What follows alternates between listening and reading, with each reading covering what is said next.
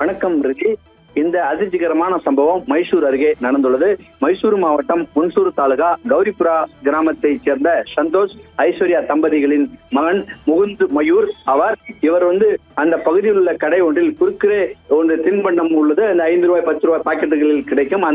அந்த பாக்கெட் ஒன்று வாங்கி அந்த 5 வயது சிறுவனான முகுந்த் மயூர் சாப்பிட்டுள்ளார்.